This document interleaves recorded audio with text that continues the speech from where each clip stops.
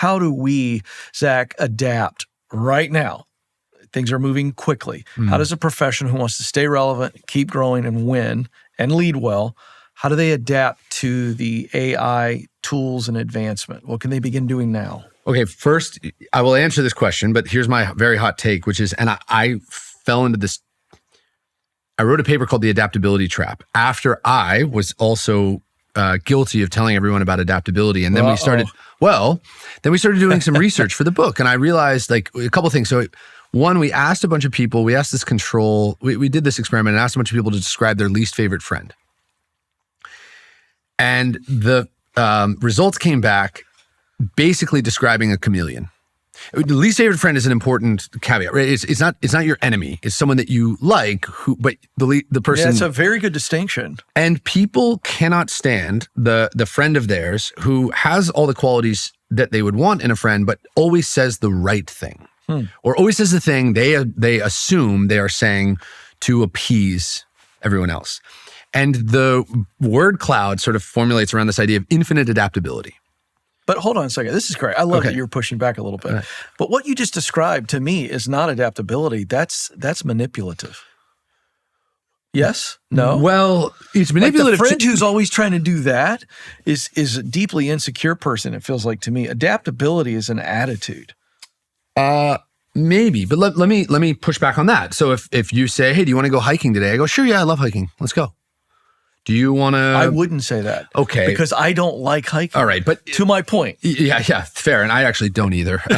This is keep going. It's one of the great sins of living in Santa Barbara and not liking hiking. But that's true. I do it anyways. But let's play it out. So you say, do you want to go hiking? And I say, sure. Or I say, no. I say, do you want to go get Indian food tonight? You don't like Indian? Sure. But you say, yeah, sure, let's go anyways. Right. What we arrive at is not manipulation. You're not doing this because you're actually trying to manipulate me. You're doing this because you want to. You have a genetic predisposition, or you have this lived experience that tells you need to appease people. Again, this is not someone that people observe as being psychopathic. This is someone who people observe as being genuinely trying to appease everyone by saying the right things. It is actually, I argue in the paper, infinite adaptability. Okay. I'm willing to do whatever you need me to do in order to accomplish this goal. And my point in this is not to actually define adaptability, but to say there is a risk we run right now, individually and collectively, especially as things change. And you see this, I know you see this, of people performing in a way that they assume is optimal economically or socially, but does not actually serve them or isn't living their values.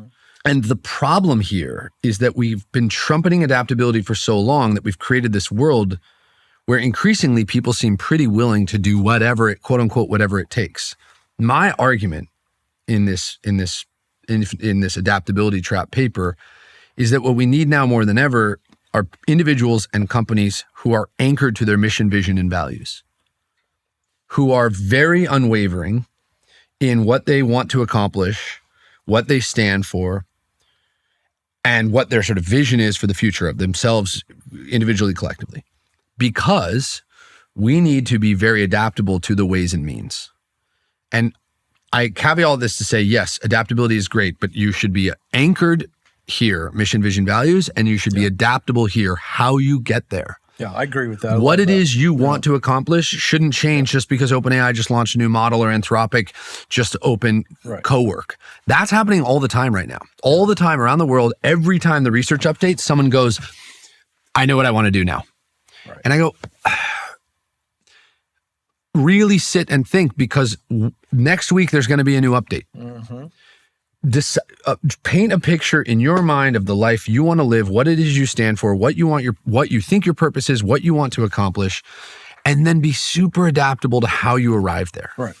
But this to me is a major distinction, and when we talk about professionals and their pursuits, between what it is you want to accomplish and how it is you're accomplishing it. Now, I totally agree.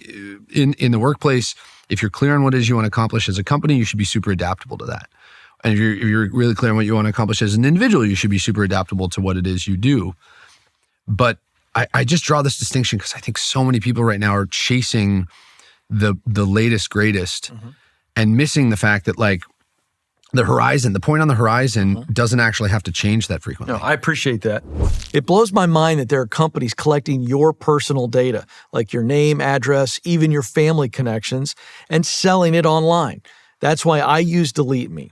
Listen, your name is your brand. If you want to win at work, grow your income, and lead well, you have to protect it. Delete Me finds your info on data broker sites, removes it, and makes sure that it stays gone to protect your good name. So go to joindeleteme.com/front row seat today and get 20% off an annual plan.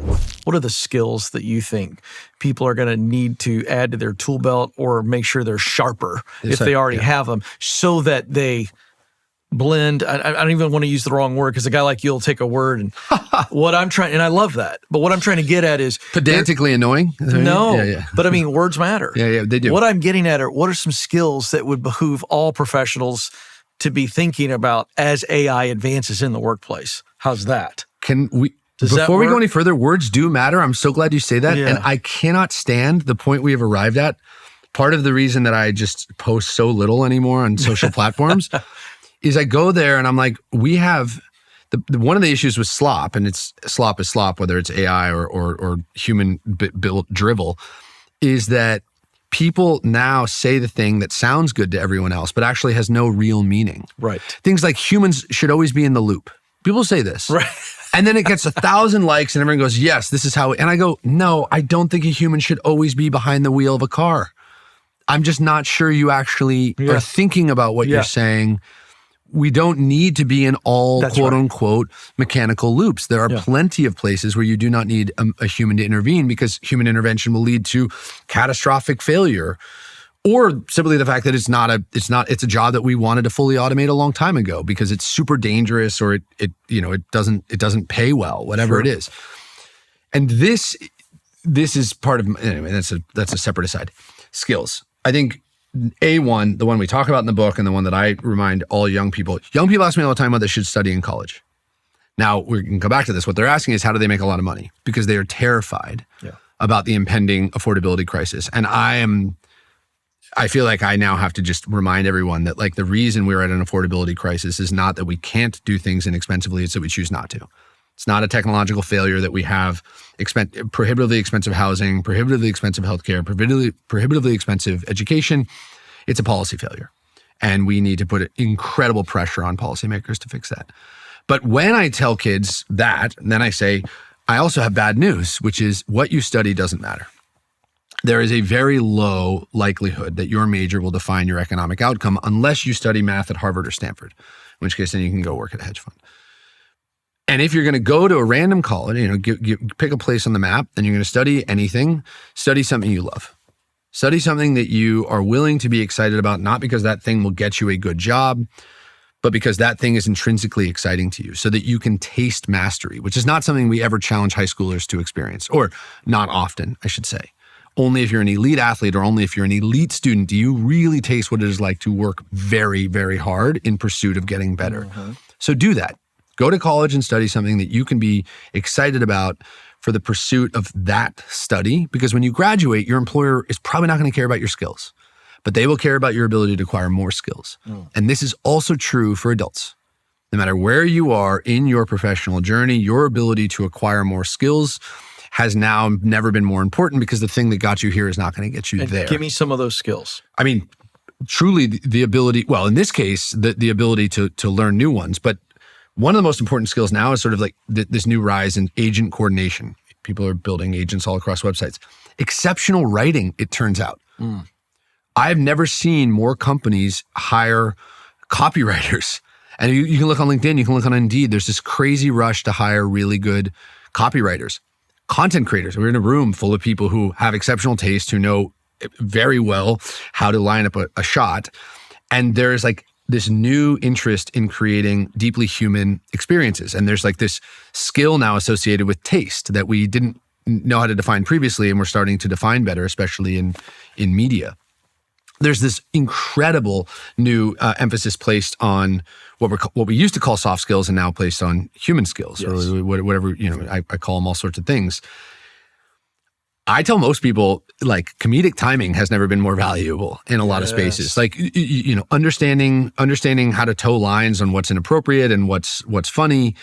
There is a bunch of life skill activity that has become really valuable to employers. Yeah. In large part because anyone can sort of produce lots of content. How do we now produce much better content? Would curiosity make your list? Yes, but I will argue that curiosity is actually not a skill, it's a quality. So sure. I think this is where words matter, I separate in the book skills from qualities. And some qualities can be learned, it turns out. Most qualities are imbued to us by our parents and our creator, but some qualities can actually be practiced, whereas skills are almost exclusively practiced, although some can be.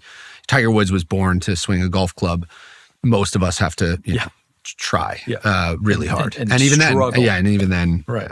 I hate golf, but Serena Williams, was born to swing a tennis racket. Most of us have to try really hard, and so these skills are things that you must learn, and qualities are generally things that you sort of are imbued to your personality.